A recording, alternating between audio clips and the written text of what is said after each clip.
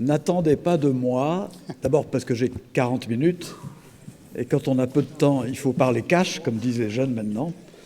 Donc j'aurai pas le temps de faire des simagrées, de faire un discours gentillet, tout le monde il est beau, tout le monde il est gentil. Je vais vous parler avec une gravité joyeuse de l'espérance. Et je vais vous parler avec brutalité. Je vous demande à l'avance de m'en excuser. Mais auparavant, pour parler franchement, j'ai un problème technique. Et vous allez voir que ce problème, il n'est pas seulement technique. Comme notre ami Claire, j'imagine, puisqu'on a à peu près le même âge, j'avais des lunettes à verre progressif qui permettaient de voir de loin et de voir de près. Manque de bol, je me suis assis dessus. Donc, j'ai 2 paires de lunettes, une pour voir de près, une pour voir de loin. Alors, vous voyez mon dilemme. Comme j'ai préparé mon truc, j'étais très studieux, j'ai des tas de notes. Si je prends mes lunettes pour voir de près, je lis mes notes, très bien, mais je ne vous vois pas. Et je ne vous vois pas du tout, je vois un brouillard. Mais moi, je ne sais pas parler un brouillard. Ou bien je prends mes lunettes pour vous voir, et alors là, je ne peux plus lire mes notes. Que faire ? J'ai bien réfléchi, et pour vous dire franchement, je préfère vous voir. Donc je préfère... D'abord, si on pouvait remettre un peu de lumière, parce que si je vous voyais encore un peu mieux, vous savez, Claire faisait allusion à Lévinas. Pour Lévinas, dans l'échange, le visage, c'est important.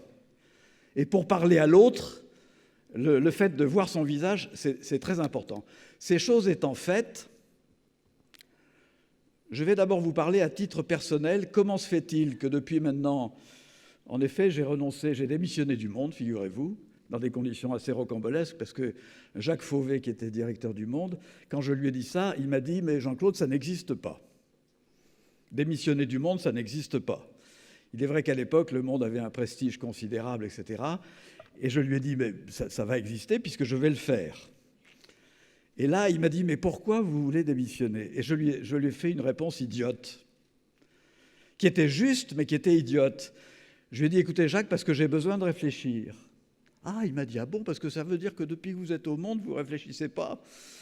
Je lui ai dit « Non, ce n'est pas exactement ça, mais j'ai besoin de verticalité, d'approfondir les choses, etc. » Donc j'ai en effet quitté le Monde et je me suis lancé notamment dans la rédaction de 8 gros livres où j'ai essayé d'examiner ce qui nous arrivait. Ces 8 gros livres qui m'ont pris 20 ans, qui sont sous le signe d'un cycle général qui s'appelle « Enquête sur le désarroi contemporain ». Qu'est-ce que nous sommes en train de vivre ? Et c'est pour ça que l'espérance, c'est mon sujet, depuis plus de 20 ans. Mais c'est aussi pour une autre raison, figurez-vous. Je voulais être à l'époque professeur de droit. Quand j'ai passé mon bac, je suis parti sur mon scooter à Bordeaux pour faire l'agrégation de droit, qui était à l'époque bac plus 9. C'était plus long que la médecine. Et j'ai fait Sciences Po. Sur les 9 ans, j'en ai fait 6. Mais comme je voulais être indépendant, j'ai payé mes études en travaillant au journal local de Bordeaux qui s'appelle Sud-Ouest. Et puis, il était convenu à un certain moment que quand j'aurais mon 2e diplôme d'études supérieures, je devenais l'assistant de mon professeur de sciences criminelles qui s'appelait Jacques Ellul, qui était en même temps un grand théoricien, notamment de l'écologie, qui était un type formidable, qui a été mon ami et mon maître. Et je devais devenir assistant. Et il m'avait dit, vous verrez, vous serez aussi mal payé qu'à Sud-Ouest, mais au moins vous serez payé pour préparer l'agrég, parce que l'agrég, c'était encore 3 ans de plus. Tout était bien combiné, sauf un détail. Cette année-là, j'ai passé mon 2e DES au mois de mars, et c'était le mois de mars 68. Ça vous dit quelque chose ? Ce qui fait que je ne vais pas entrer dans les détails, mais au lieu de devenir professeur de droit, je suis devenu journaliste. Et le journal Sud-Ouest, à qui j'ai demandé de me garder, puisqu'il pensait que j'allais partir, le directeur de Sud-Ouest à l'époque m'a pris dans ses bras, de manière un peu paternaliste, et il m'a prononcé cette phrase, à bien réfléchir, inimaginable. Il m'a dit « Jean-Claude Guilbeault, vous nous faites vraiment beaucoup de plaisir. » Je crois qu'il avait cru comprendre que je lui disais « Finalement, je préfère le journalisme à l'agrégation », alors que je lui demandais simplement de me garder 1 ou 2 ans de plus, le temps que la crise s'apaise à l'université. Et il m'a dit, vous nous faites un tel honneur que, et écoutez bien, ça paraît inimaginable maintenant, C'était en 68, j'avais 24 ans. Il m'a dit, pour vous récompenser, je vais vous envoyer faire votre premier reportage de guerre. Alors, j'avais 24 ans, j'étais jamais monté dans un avion, je n'avais jamais vu un mort de ma vie. J'avais été une fois en Italie avec mes parents. C'est vous dire si la perspective de partir au Biafra était pour moi inimaginable. Et comme j'avais un ami de la cité universitaire de Bordeaux qui, lui, avait fait sa médecine et s'était porté volontaire de la Croix-Rouge pour le Biafra, j'ai pu le joindre. Il m'a dit, écoute, si tu viens comme journaliste, tu ne pourras rien faire parce que le gouvernement biafrais surveille la presse. Tu seras obligé d'avoir un officier de presse en permanence avec toi. Tu ne pourras rien faire. Je te propose, on prend ça sur nous. On va t'intégrer à notre équipe comme un faux médecin. Alors je suis parti, j'ai atterri par le Gabon, j'ai atterri sur cette piste qui était en fait une route transformée en terrain d'atterrissage avec des bidons de pétrole qui faisaient les balises, qui étaient bombardés toutes les nuits par un avion nigérian. Et mes copains m'attendaient au pied de l'avion. Ils m'ont enfilé sur le dos un imperméable avec une Croix-Rouge phosphorescente, devant et derrière, et j'ai passé la douane militaire sans problème. Et pendant 1 mois et demi, je suis allé partout où c'était interdit aux journalistes. Donc, je faisais, pour un jeune journaliste, j'accumulais, c'était incroyable, parce que j'ai été en première ligne, livrer des pansements individuels, j'étais dans la brousse, faire des collectes de sang sous la menace de fusil, j'ai fait des choses extravagantes, et en même temps, comment vous dire, j'accumulais des notes formidables. Pour un jeune journaliste, j'avais 15 scoops par jour. Sauf qu'au bout d'1 mois et demi, j'ai été arrêté par l'armée biafraise, accusé d'espionnage, ce qui était de leur point de vue assez logique, parce que je savais des choses 3 jours, je connaissais les attaques par le biais des médecins 3 jours avant qu'elles aient lieu, puisque l'armée biafraise prévenait les médecins d'une attaque parce qu'on calculait le nombre de blessés à attendre. Attendez-vous à 50, 60, 70 blessés à telle date. Donc j'ai été accusé d'espionnage, mis en prison par l'armée biafraise, près de cette piste d'atterrissage. J'ai été sous les ordres d'un commandant de l'armée biafraise qui s'appelait le major Akabuku, qui était saoul du matin au soir et qui, 2 fois par jour, me faisait tirer de ma caravane qui me servait de prison pour me dire qu'il allait me fusiller le soir même. Alors j'avais beau dire qu'il bluffait, vous comprenez ce que je veux dire? C'était, si j'ose dire, c'était, concernant la violence, c'était un dépucelage assez violent. Et puis, pour des tas de raisons compliquées, les médecins ont fait intervenir le Comité international de la Croix-Rouge auprès du gouvernement biafrais. Ils ont accepté de faire un mensonge pour me sortir d'affaire. Ils ont dit au gouvernement biafrais, non, mais vous vous trompez, Guilbeault ne vient pas faire un reportage sur la guerre au Biafra, mais sur notre action, nous, Croix-Rouge au Biafra. Ils ont fait semblant d'y croire. Ils m'ont donné 24 heures pour quitter le Biafra. Je me suis retrouvé à Paris, en étant passé par Libreville. Il me restait un jean, une chemise, mon passeport et mon carnet de notes. Et quand je me suis retrouvé à Paris, je me vois encore, c'était sur les grands boulevards, j'étais complètement 1 mois et demi dans cet enfer. J'ai cherché un hôtel, rue François 1er. Je suis rentré dans un hôtel qui s'appelle l'hôtel François 1er. J'ai sauté sur un téléphone pour appeler mon journal. Je suis là. Et j'ai appris qu'en fait, mon journal me croyait mort. En tout cas, mon journal Sud-Ouest avait annoncé ma disparition. Ce qui fait que c'était au tout petit pied, j'étais un peu comme Florence Aubenas, vous voyez, mais moi ça avait duré moins longtemps.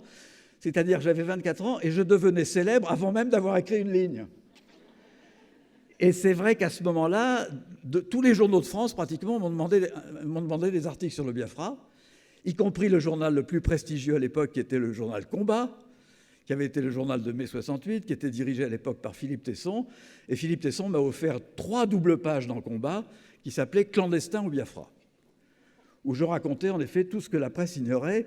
Alors, à partir de ce moment-là, la direction de Sud-Ouest m'a convoqué en me disant « Jean-Claude, on ne peut pas faire autrement que vous nommer grand reporter, mais on va vous programmer pour que vous ayez le prix Albert Londres. » Parce qu'il y en a marre, le prix Albert Londres, c'est toujours les journaux parisiens qui l'ont, Le Figaro, Le Monde, etc. Ils traitent la presse de province comme ça, par-dessus la jambe. Donc, c'est le directeur qui m'a dit ça. Je veux que dans les 2 ans qui viennent, vous soyez tout le temps dans la guerre pour faire un dossier de candidature au prix Albert Londres, plein pot. Alors, je suis parti à G continu, au Vietnam, au Cambodge, au Laos. J'ai couvert la guerre entre l'Inde et le Pakistan pour l'indépendance du Bangladesh et j'ai eu le prix Albert Londres. En 1972, pour la couverture de la guerre du Vietnam. Évidemment, à ce moment-là, j'ai aussitôt reçu un coup de téléphone du journal Le Monde qui m'a proposé un poste de grand reporter. Donc j'ai quitté Bordeaux et je suis arrivé au Monde où, à nouveau, pendant 10 ans, pendant même plus que ça, j'ai couvert à peu près toutes les guerres des années 70 et des années 80. Après quoi, tout en étant éditeur au Seuil, j'ai continué à collaborer au Nouvel Observateur et j'ai continué à m'occuper des guerres. Tout ça pour vous dire que je vais être très direct. J'ai vécu, si vous calculez bien, de 1968, la guerre du Biafra, à 1994, Sarajevo, la guerre de l'ex-Yougoslavie, j'ai vécu 26 années dans les tueries de la guerre. Pendant 26 ans, j'ai vu mourir des gens, j'ai vu souffrir des gens, j'ai vu des gens connaître des situations épouvantables. Je pourrais vous en parler tellement j'ai vécu des situations terrifiantes. Je pense aux famines en Éthiopie, je pense à la guerre du Liban, par exemple, qui a duré 15 ans. J'ai vu des choses au Liban inimaginables qui ont conduit certains de mes confrères, comme Sorge Chalandon, à quitter le métier de journaliste, tellement ils étaient horrifiés par ce qu'ils voyaient. J'ai vécu pendant ces 26 années-là, et je vais vous dire la vérité. Maintenant que j'ai pris de l'âge, évidemment, maintenant je suis au jury du prix Albert Londres, je ne suis plus prix Albert Londres. J'ai changé de catégorie, si j'ose dire, et d'âge, malheureusement aussi. Quand je repense à ces 26 années-là, vous savez ce dont je me souviens le plus, c'est évidemment les choses épouvantables. Je me souviens de situations au Cambodge tragiques. J'ai vécu la révolution iranienne, c'est-à-dire le renversement du Shah. J'ai vu en Pologne des tirer à la foule depuis les hélicoptères mitrailleurs qui mitraillaient la foule à Gdansk et qui tuaient des gens par centaines. J'ai vu toutes ces choses-là, mais ce dont je me souviens le plus, et je vous assure que c'est vrai, c'est que dans toutes les situations, toutes, y compris les plus tragiques, j'ai toujours trouvé des gens qui ne désespéraient pas. Ça vous embouche un coin, mais c'est comme ça. J'ai toujours trouvé des gens qui, au pire moment, trouvaient en eux assez d'énergie, assez d'espérance pour tenir debout. Et vous savez, quand j'ai vécu ça, comme je partais à peu près 7 ou 8 fois en reportage par an, pendant 26 ans, multiplié 26 par 8, ça fait beaucoup de fois où je suis revenu en France. Et je me souvenais de tout ce que j'avais vécu là-bas, au loin, et je me souvenais de la joie, de l'espérance, de l'obstination, de la capacité d'endurance, des gens qui étaient au milieu des morts et tout, capables d'être debout et te dire on ne cédera pas à la résignation, on ne cédera pas à la tristesse, on ne cédera pas à la sinistrose, jamais. Quand vous voyez ça pendant 26 ans, et ça vous aide à comparer à autre chose. Vous savez où est-ce que je trouvais la tristesse pendant ces 26 ans? En France. Ça vous paraît singulier? Mais je vivais ce que j'avais appelé, parce que à l'époque j'ai écrit des tas de chroniques sur ce que j'appelais le syndrome de Roissy. Le syndrome de Roissy, c'est quand vous arrivez, mettons de Beyrouth, vous êtes crevé, vous avez envie de dormir, vous montez dans l'avion, déjà c'est un peu comme si vous reveniez à la civilisation, ça sent l'eau de Cologne, les hôtesses sont bien habillées, tout ça, et vous êtes tellement fatigué que vous vous effondrez sur votre siège. Et comme le vol dure pas très longtemps, il dure 3h30, je crois, vous dormez et c'est l'hôtesse qui vous réveille en vous secouant l'épaule, en vous disant « Nous avons commencé notre descente vers Roissy-Charles de Gaulle ». Alors vous êtes un peu groggy, vous ouvrez les yeux, vous regardez par le hublot, on est encore au-dessus des nuages, donc vous voyez rien, mais vous sentez que l'avion descend. Puis au bout d'un moment, on crève la couche des nuages. Tous les voyageurs connaissent ça. Et à ce moment-là, vous découvrez votre pays. Bon Dieu, votre pays, vu du ciel. Et vous êtes sidéré par sa beauté. D'abord, vous faites des constatations qui paraissent infantiles à tout le monde, mais pas à nous. C'est qu'il n'y a pas de cratère d'obus. C'est qu'il n'y a pas de village qui brûle. Et vous savez qu'à Paris ou ailleurs, vous n'aurez pas une mitrailleuse lourde qui vous guettera au carrefour. Donc vous avez le sentiment à ce moment-là que vous entrez, toute proportion gardée, vous savez bien qu'il y a des injustices, qu'il y a des inégalités, qu'il y a de la précarité, etc. Mais vous avez l'impression quand même d'entrer dans un pays privilégié. Et puis l'avion se pose, vous attendez votre valise au tourniquet, puis au bout d'un moment, vous empoignez votre valise, Et quel est le premier contact avec votre tribu d'origine, si j'ose dire? C'est la tronche du chauffeur de taxi. Et tout d'un coup, vous avez un poids de 1000 kilos qui vous tombe sur les épaules, parce qu'à peine êtes-vous monté dans le taxi que le type commence à vous dire « il y en a marre, l'essence est trop chère, il y a des embouteillages, on a un ministre de l'Intérieur qui est un imbécile », et vous êtes sidéré. Et une fois, j'étais tellement en colère que, pardonnez-moi, j'ai été vulgaire, mais un taxi qui me disait ça, je lui ai dit « pauvre con, si tu savais d'où j'arrive, t'arrêterais de dire ces conneries ». Le type était tellement sidéré qu'il m'a amené jusqu'à Paris sans dire un mot comme ça. Hop. Mais comment vous dire? Et ce qui vous trouble à ce moment-là, c'est que si vous voulez être lucide avec vous-même, vous savez que vous-même vous risquez de redevenir sinistre au bout d'un certain temps, parce que vous rentrez chez vous et vous allez vous-même reprendre les habitudes grognonnes. Toujours est-il que, je l'ai écrit dans plusieurs livres, mais je le dis parce que c'est vrai, j'ai appris l'espérance auprès de gens qui, eux, avaient toutes les raisons de désespérer et qui ne désespéraient pas.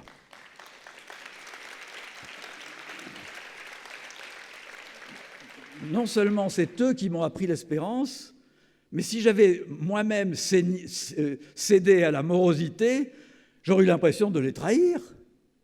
Comment? Moi, je commençais à devenir grognon.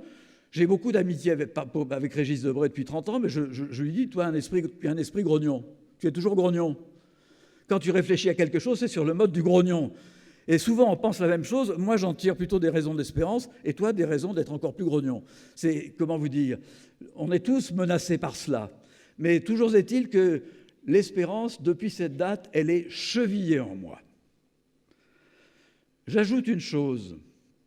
Là, je vous parle à titre personnel. Je vais essayer de ne pas déborder, mais si j'ai un tout petit moment tout à l'heure, je vous dirai pourquoi tout à l'heure, ça a été très émouvant pour moi. Heureusement que je n'ai pas parlé aussitôt après. Mais après le clip des danses, là, j'ai eu les larmes aux yeux. Et pourquoi? Écouter Dock of the Bay d'Otis Redding, chanté par ces jeunes, pour des raisons précises, liées à la guerre, ça m'a fait monter les larmes aux yeux. Si j'en ai le temps, je vous le dirai tout à l'heure, parce que c'est aussi une raison d'espérance. Mais il faut que j'ajoute à ces petites confidences personnelles, il faut que j'ajoute des confidences de journalistes. Je suis effaré par l'irresponsabilité des journalistes qui ne nous donnent que les mauvaises nouvelles. Jour après jour, jour après jour. Et si vous voulez lire un texte magnifique, reportez-vous aux vœux de Nouvel An, pas cette année, mais de l'année précédente, parce que Ariane Mouchkine a fait un texte magnifique où elle disait « Assez de nous désespérer, assez de verser sur notre tête ces seaux de sinistrose, etc. » Et vous savez, en plus, aux éditions du Seuil, je travaillais dans un petit village qui est tout petit, qui est beaucoup plus petit que Meaux, mais qui se prend pour le centre du monde, qui s'appelle Saint-Germain-des-Prés. Et je vais vous dire la vérité. Il y a une expression d'un grand écrivain chrétien britannique qui s'appelle Chesterton, qui a dit « il existe une église du pessimisme ». Il voulait dire par là qu'il y a une sorte de pessimisme mondain, vous savez. Il est bon d'être pessimiste parce que ça fait plus sérieux. Moi, je sais où elle est, cette église du pessimisme. Elle s'appelle Saint-Germain-des-Prés, en face des Deux Magots. Et comme je suis depuis plus de 30 ans dans ce quartier, dans ce village, je vais vous faire une confidence. À Saint-Germain-des-Prés, l'optimisme, ça n'est pas très tendance. L'espérance, ça n'est pas tendance.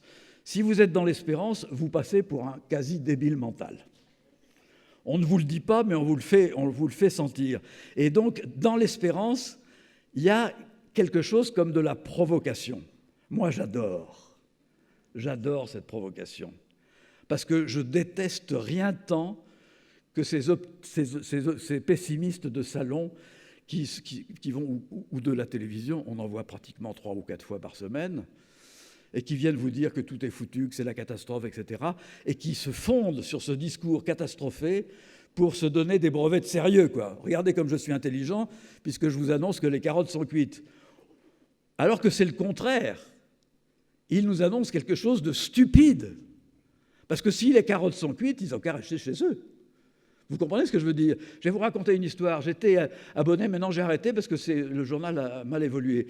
J'étais abonné à Courrier International. J'aimais bien ce journal parce qu'on avait une vision du monde avec différents journaux. Et j'avais trouvé, il n'y a pas très longtemps, dans Courrier International, un article très drôle publié dans un journal danois. Le journaliste disait la chose suivante, parce que chez eux, c'était comme chez nous. Il disait, les hommes politiques, quand ils arrivent au pouvoir, ils nous disent qu'ils ne peuvent rien faire. Hein? Ils ont fait des promesses, ils vont inverser la courbe du chômage, enfin des choses qu'on entend, vous vous souvenez. Puis ils arrivent au pouvoir, ils se tournent vers nous, ils disent on ne peut rien faire parce qu'il y a l'Europe, parce qu'il y a la mondialisation, parce que tout ça, etc. Donc ils ne peuvent rien faire. Alors le journaliste disait, moi je propose quelque chose de concret. Et je dis ça pour notre ami Boisredon, ça va le faire rire. Il disait, pour faire des économies, je propose qu'on remplace tous les ministères par des répondeurs automatiques. Et il ajoutait, et de tous les ministères, celui qui dépense le plus d'argent en général dans tous les pays, c'est le ministère de la Défense. Parce qu'il faut faire des avions, il faut faire des sous-marins, et ça coûte la peau des fesses.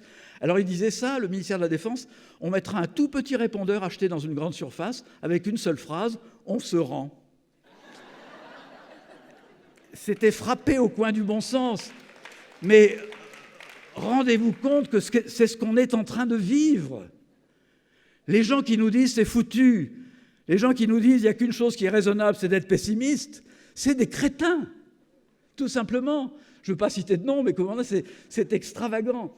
Je vais quand même vous donner un exemple. Là aussi, je m'adresse à notre ami Boisredon, ce qui doit être au courant. J'en ai souvent parlé avec son frère. Et essayez de ne pas vous laisser intoxiquer par ce discours stupide, ce discours de la désespérance. Je vous donne un exemple. Vous entendez comme moi, à peu près une fois par mois, quand vous êtes en train de vous raser pour les hommes le matin dans votre salle de bain, vous avez la radio allumée et vous entendez dire « le moral des Français est en baisse » ou « le moral des Français est en hausse ». Vous vous souvenez de ça? Vous entendez ça? Ça fait des années. Et le lendemain, vous entendez tous les éditorialistes, de Alain Duhamel, enfin tous les éditorialistes qui ont pignon sur rue, si j'ose dire, qui viennent gravement commenter les raisons de cette baisse du moral des Français. Alors, ils font des éditos très longs, etc. Mais moi, un jour, je me suis dit, mais moi, il n'y a qu'une chose qui m'intéresse là-dedans. C'est comment on calcule ce truc? Non, mais attendez, c'est le plus important. Comment est calculé le moral des Français? Eh bien, je vous propose quelque chose que vous pouvez faire ce soir, tout de suite en arrivant chez vous. Vous allez sur Internet, vous passez par Google, et vous allez sur l'INSEE, l'Institut national des sciences économiques et des statistiques, qui est un organisme officiel. Puis en haut à droite, il y a une petite fenêtre « Recherche », et là, vous tapez « Morale des Français ». Et hop, on vous emmène sur la page où on vous explique comment est calculé le moral des Français. Si je vous le raconte, vous n'allez pas me croire, tellement c'est incroyablement bête. D'abord, on vous explique que c'est uniformisé à l'échelle européenne. C'est le moral des pays est calculé partout en Europe. Et on vous montre que ce moral des Français est calculé à partir de 11 critères. Vous regardez les 11, et déjà, vous manquez de défaillir, parce que les 11 critères sont tous financiers. Est-ce que vous entendez ce que je vous dis? Vous irez vérifier, les critères sont tous financiers.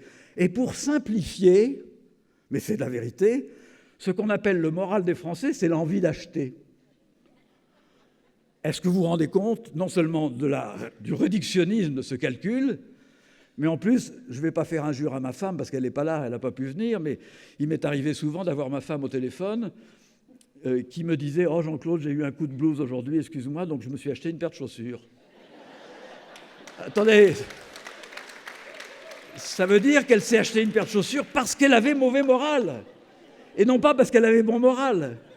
Autrement dit, c'est un critère d'une parfaite stupidité, et en plus, qui laisse entendre quelque chose qui est le contraire de la réalité. Et il n'empêche que, tambour battant, mois après mois, on vous bassine avec le moral des Français, et les éditorialistes assez serviles pour le système font des commentaires comme ça, très graves, etc.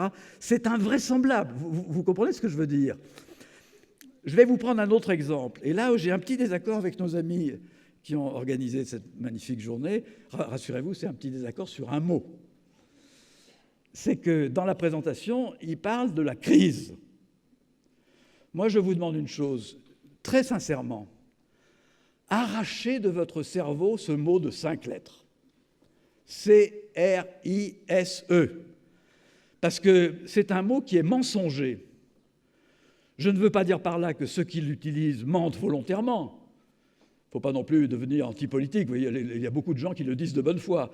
Pourquoi il est mensonger? Allez donc dans votre dictionnaire et regardez la définition du mot crise. Qu'est-ce que c'est qu'une crise? C'est un dérèglement passager dans l'ordre des choses, économique, etc.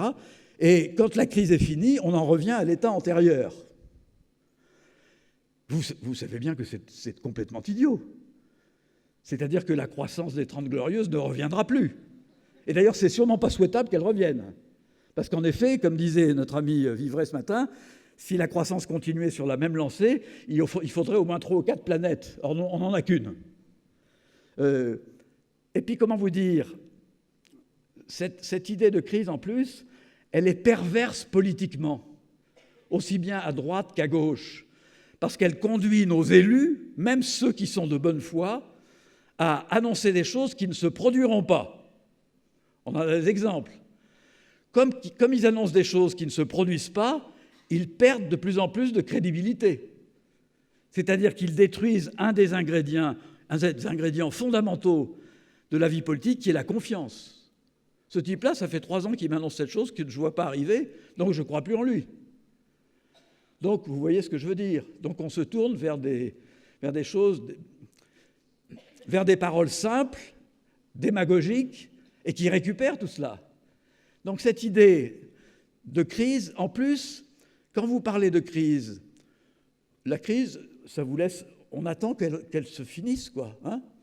On a raconté que notre nouveau président, en ce moment, comme l'ancien d'ailleurs, il croyait à la théorie des cycles.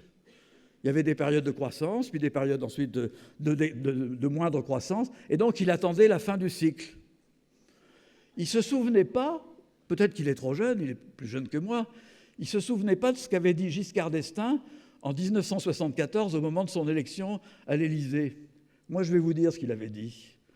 C'était au moment du premier choc pétrolier, vous savez, après la guerre du Kippour, qui était en octobre 1973.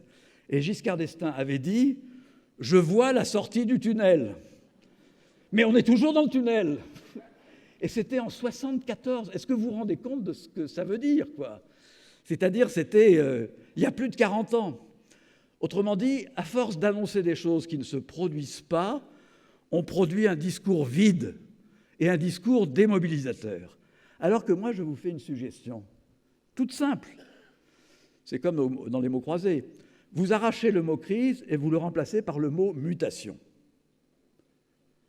Parce qu'il faut être inattentif pour ne pas se rendre compte que depuis 20 ans, nous vivons une mutation prodigieuse dans notre histoire.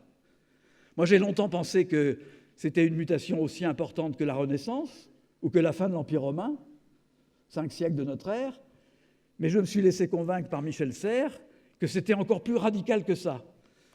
Michel Serres pense que nous vivons une mutation. Pour trouver une mutation de cette importance, il faut remonter à la révolution néolithique, il y a 12 000 ans. Et il a écrit des choses absolument convaincantes sur le thème que nous sommes en train de sortir du néolithique, notamment dans notre rapport au territoire, etc. Mais nous vivons quelque chose d'énorme. Et c'est ce qui fait que, en effet, pendant 20 ans, je me suis passionné pour essayer de décrire les mutations que nous vivions. Je vais vous dire, comme chaque livre fait 400 pages, je ne vais pas vous résumer 8 fois 400 pages, mais je vais vous dire ce que j'ai appris par ce long travail.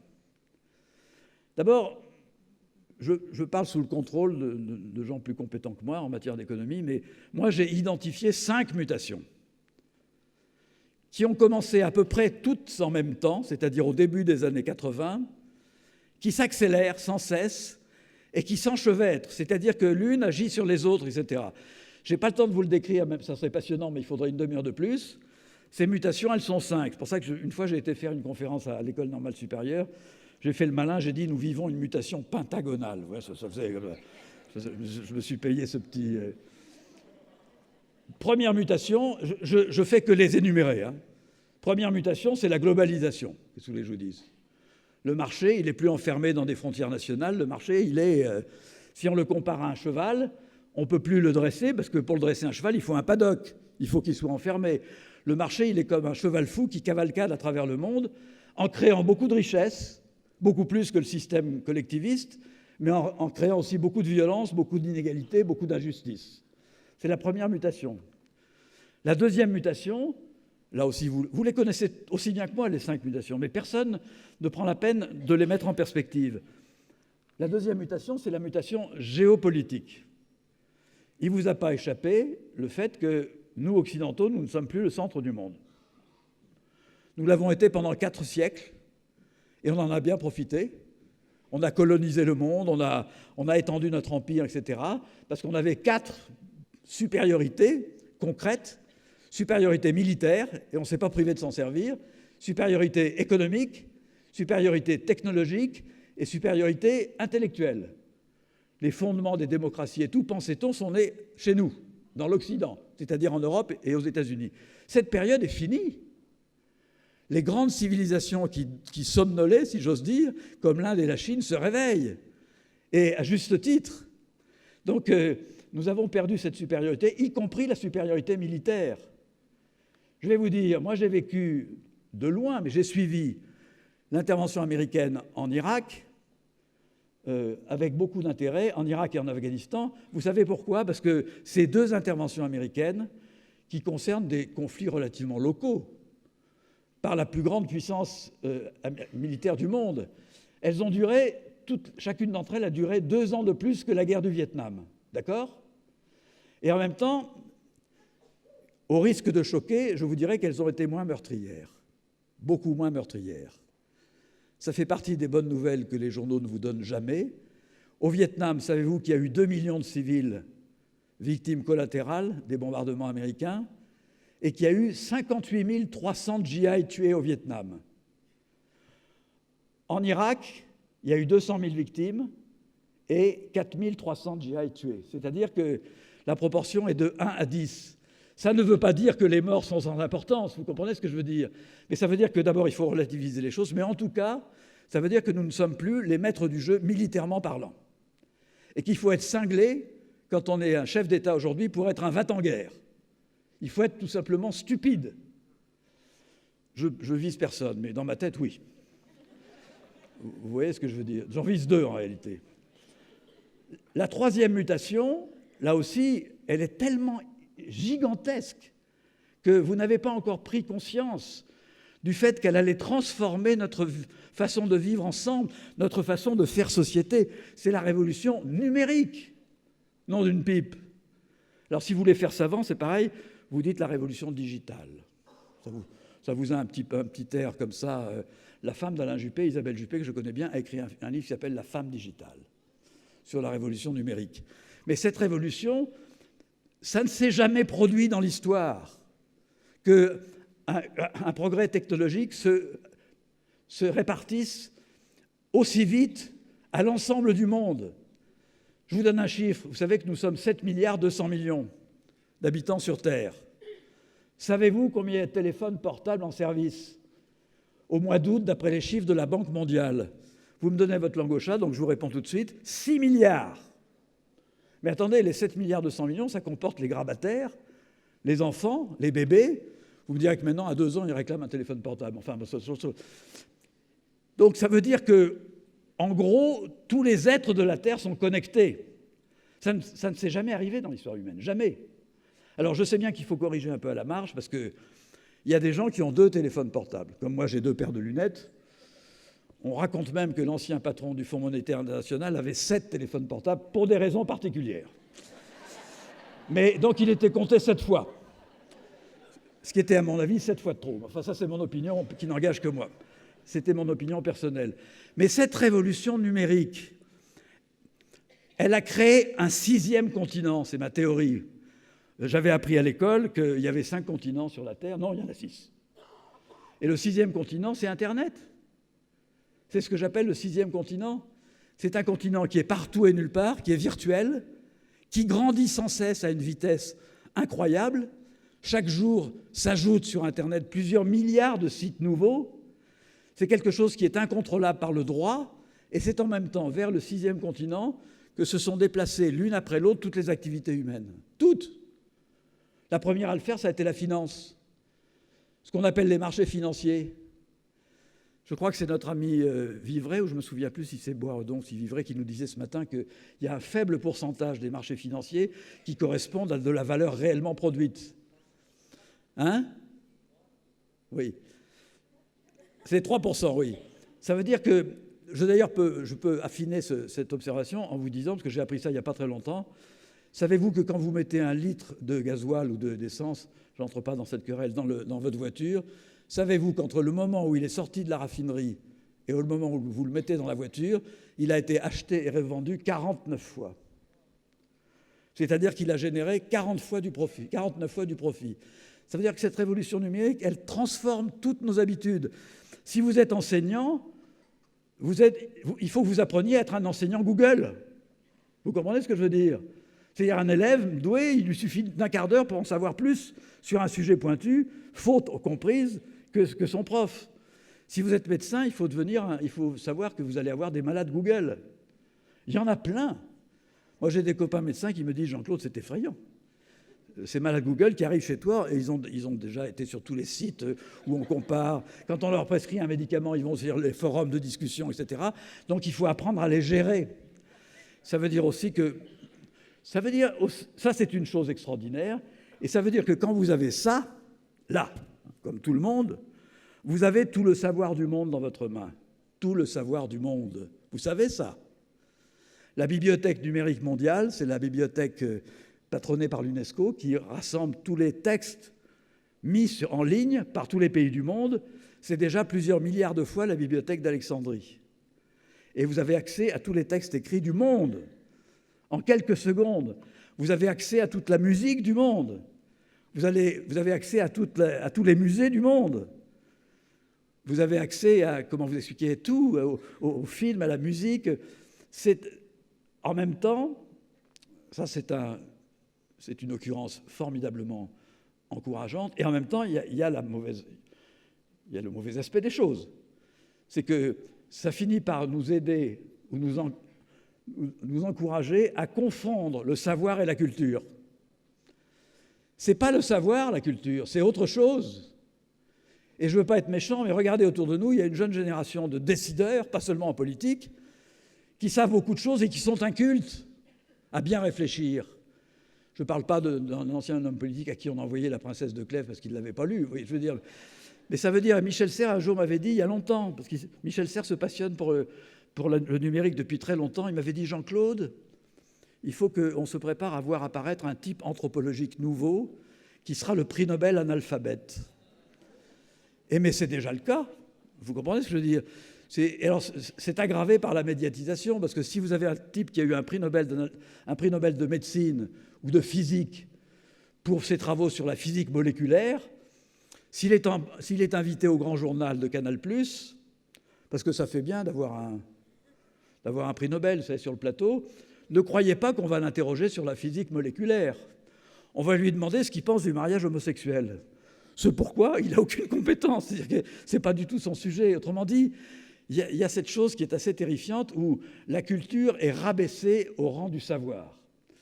Mais en même temps, cette mutation digitale, je persiste à la trouver gigantesque, prometteuse. Et je saisis cet exemple pour vous montrer que quand je vous parle des mutations, je crois que Claire a fait allusion à cela tout à l'heure, j'ai bien écouté, les mutations ont un point commun, toutes ces mutations.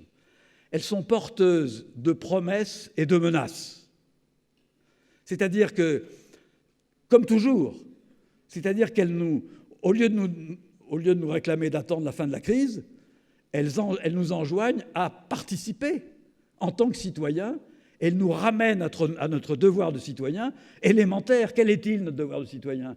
C'est de tout faire pour conjurer les menaces et pour faire advenir les promesses. C'est aussi simple que ça. Et ça, c'est le fondement même de la démocratie. Vous comprenez ce que je veux dire? Ça veut dire que ces mutations, c'est quelque chose, raisonner en termes de mutation, c'est infiniment plus gratifiant, dynamique que raisonner en termes de crise. Je vais aller très vite. 4e mutation. Là, je pourrais vous en parler, j'ai écrit un livre entier qui s'appelle « Le principe d'humanité » là-dessus. C'est la mutation génétique. Les hommes pour la première fois dans l'histoire humaine, se sont donné la capacité d'intervenir non plus seulement sur le territoire, percer les montagnes, faire des barrages, ou sur les peuples, coloniser des peuples, les soumettre, etc., mais sur les mécanismes de la vie elle-même. Ils se sont donné les moyens d'intervenir sur ce qu'un généticien juif new-yorkais appelait l'arbre de la connaissance. On peut inventer des espèces nouvelles, on peut faire des enfants avec non pas 2 parents mais 5, je n'entre pas dans les détails, on peut inventer des végétaux nouveaux, c'est-à-dire tout d'un coup, quelque chose se brouille dans notre rapport à la reproduction, à la procréation. Ça veut dire qu'il faut que nous inventions de nouvelles structures de la parenté, c'est un défi formidable et en même temps riche de promesses. Parce que moi, je ne sais pas comment dire, si je ne suis pas une femme, mais si j'étais une femme et que je rêvais d'avoir un enfant sans pouvoir en faire un, je serais ravi de bénéficier de la procréation médicalement assistée. Je serais le premier à la réclamer. Donc il ne faut pas non plus tout noircir, vous comprenez. Simplement, c'est un défi qui prend tous nos politiques au dépourvu parce que c'est des questions qui ne se sont jamais posées dans notre histoire. Il n'y a pas de jurisprudence politique sur cette chose-là. Et même s'il y en avait, je vais vous dire la vérité, qui me fait peur, c'est qu'en définitive, qu'est-ce qui arbitre ces choix?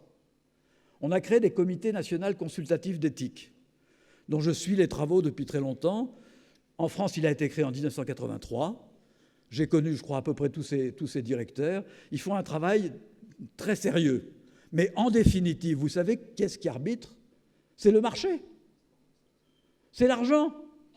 Si vous interdisez telle chose dans un pays, on va le faire en Angleterre ou on va le faire ailleurs. C'est-à-dire que tout d'un coup, c'est comme pour l'économie, on ne peut plus la maîtriser parce qu'il n'y a plus de frontières, parce qu'il n'y a plus d'espace où on peut fonder la démocratie.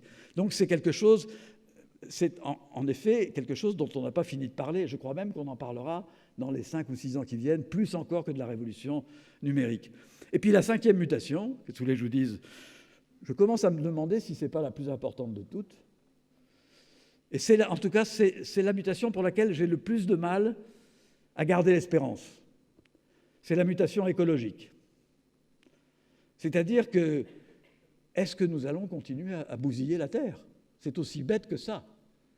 Est-ce que nous allons continuer de raisonner en termes de résultats, d'efficacité, d'accumulation? Est-ce que c'est génial pour les Américains de s'être émancipés de l'Arabie saoudite en exploitant le gaz de schiste chez eux? Alors que, si on en croit les paysans qui témoignent, mais dont on n'en a pas beaucoup la voix, alors que ça dévaste des États entiers comme le Tennessee, c'est terrifiant.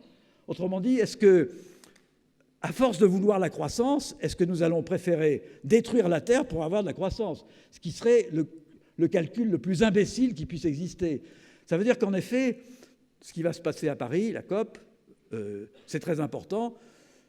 J'ai peur qu'il n'en sorte pas grand-chose, pour vous dire la vérité, parce que, les États font des promesses, mais pour l'instant, concrètement, quand je pense que les Américains n'ont toujours pas signé le traité, le protocole de Kyoto sur le gaz à effet de serre, ils n'ont toujours pas accepté de signer cela, c'est quand même sidérant. Ça veut dire que cette mutation-là, nous l'avons devant nous. C'est vrai que c'est là-dessus que j'ai écrit un livre qui s'appelle « Une autre vie est possible ». Je regrette d'ailleurs d'avoir choisi ce titre avec le recul, parce que j'aurais dû appeler ça « Une autre vie est nécessaire » pour notre survie à tous. Donc voilà ce que je voulais vous dire. Et en même temps, c'est vrai que sans arrêt, toujours, je trouve autour de moi des raisons d'espérer et des raisons qui me bouleversent. Je suis hypersensible à ça. Je vais même vous faire une petite confidence. Je travaille aux éditions des Arènes. Maintenant, j'ai quitté les éditions du Seuil. Et hier soir, nous avons raté de peu le prix Femina pour un auteur de chez nous qui s'appelle Judith Pérignon et qui a écrit un très beau livre qui s'appelle « Victor Hugo est mort ». Et jusqu'à midi, hier, on avait quand même très bon espoir qu'elle ait le prix Femina, ce qui, pour une petite maison d'édition, vous comprenez que c'est... Et pour elle, je l'ai vue en fin de matinée, elle était blanche de trac et tout ça, et on ne l'a pas eu. Et pour me consoler, j'en avais ras-le-bol, pour me consoler, j'ai obéi au conseil d'une de mes filles, qui m'a dit « Papa, j'ai vu un film qui est vraiment pour toi. Moi qui ne vais jamais au cinéma, je suis allé à l'UGC Montparnasse voir Seul sur Mars, le film de Ridley Scott. » Alors honnêtement, moi je suis bon public, mais j'ai trouvé ce film. Alors il y a des défauts, notamment la bande-son disco qui est assommante à la fin, mais qui a une raison qu'on comprend. Mais en même temps, regardant ce film, ce type qu'on oublie sur Mars parce qu'on le croit mort et que son équipage, l'équipage de son vaisseau, l'oublie sur Mars, et qui, au lieu de se désespérer, eh ben, petit à petit, essaie de survivre. Je n'ai pas fini, j'ai encore 5 minutes. J'ai encore 3 minutes. Merci. Je me suis dit, mais nom d'une pipe, c'est un film sur l'espérance. Donc c'est le film qu'il fallait que je voie avant de vous parler d'espérance.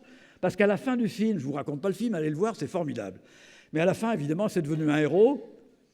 Parce que pour revenir de Mars, il faut 4 ans et demi, il faut 414 mois. Et donc, il a fait tout ça. Et quand il revient, il est devenu une star aux États-Unis et il est devenu professeur dans une grande université américaine. Et la première chose, on voit son premier cours à ses étudiants, il leur dit cette chose incroyable que je pourrais dire moi si j'avais... Il leur dit, écoutez, dans les situations les plus catastrophiques, vous avez le choix entre 2 options. Ou vous êtes pessimiste et vous dire c'est foutu, et à ce moment-là, ça sera réellement foutu pour vous. Ou vous vous dites j'en sais rien, mais à partir de maintenant, je travaille. Et j'essaie de régler un problème, puis un autre, puis un autre, puis un autre, puis un autre. Et à ce moment-là, je ne vous dis pas que vous en sortirez, mais vous avez une petite chance qui est forte de vous en sortir. Alors, j'ai trouvé en effet que c'était un message magnifique. Et laissez-moi vous dire simplement en 3 phrases pourquoi j'ai été très ému d'entendre cette chanson d'Otis Redding. Parce qu'elle me parle, elle aussi, d'espérance. Je résume. Otis Redding est mort en 1967. Vous vérifierez sur Internet. En 1967, il y avait au Vietnam une bataille qui a failli devenir le Dien Bien Phu des Américains. C'est la bataille de Khe Sanh. Il se trouve qu'en 1992, avec Raymond Depardon, qui est un ami, nous avions couvert ensemble la guerre du Vietnam, on a voulu retourner 20 ans après au Vietnam. Et j'ai voulu retourner à Khe Sanh, parce que sur la bataille de Khe Sanh, il y a un livre qui est devenu un grand classique, écrit par un journaliste américain qui s'appelle « Putain de mort » de Michael Eyre. Et dans ce livre, il raconte que, comme Otis Redding venait de mourir, tous les soldats américains à Khe Sanh qui se faisaient bombarder, qui étaient tués par dizaines, écoutaient toute la journée Dock of the Bay d'Otis Redding. Et donc, j'avais ça en tête et j'ai voulu retourner sur le site avec Raymond Depardon, c'était en juin 92, sur le site de la bataille de Khe Sanh. Et vous savez ce qu'on a trouvé à Khe Sanh ? On a trouvé beaucoup de choses, mais ce qu'on a trouvé, c'est dans le petit village de Khe Sanh, on est tombé sur un groupe d'une trentaine d'anciens soldats nord-vietnamiens, les Bodoï, et une trentaine d'anciens GI américains qui fraternisaient en se racontant leur bataille et qui faisaient des gueuletons ensemble et qui tout d'un coup disaient « on a bien été cons de se faire la guerre ». Vous comprenez ce que je veux dire ? Et voir là tout d'un coup ces anciens ennemis qui, sur le lieu de la bataille, qui avaient été pour eux terrifiantes, se fraterniser, ils fraternisaient aussi pour une bonne raison, c'est que aussi bien les Nord-Vietnamiens que les Américains avaient connu ensuite, à la fin de la guerre, l'ingratitude de leurs peuples respectifs, qui ne s'étaient pas occupés d'eux. Les Bodoï ont été un peu abandonnés et les vétérans américains, comme vous le savez, ils se sont suicidés par centaines parce qu'on n'a plus tellement prêté attention à eux. Donc en fait, il me semble qu'entre Seul sur Mars et cette chanson que je viens d'entendre d'Otis Redding, dite et chantée magnifiquement par ces jeunes, j'ai pris ça, moi, comme un magnifique signal d'espérance. Merci à vous.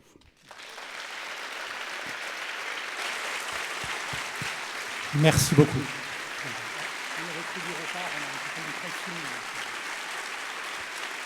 Merci beaucoup, Jean-Claude.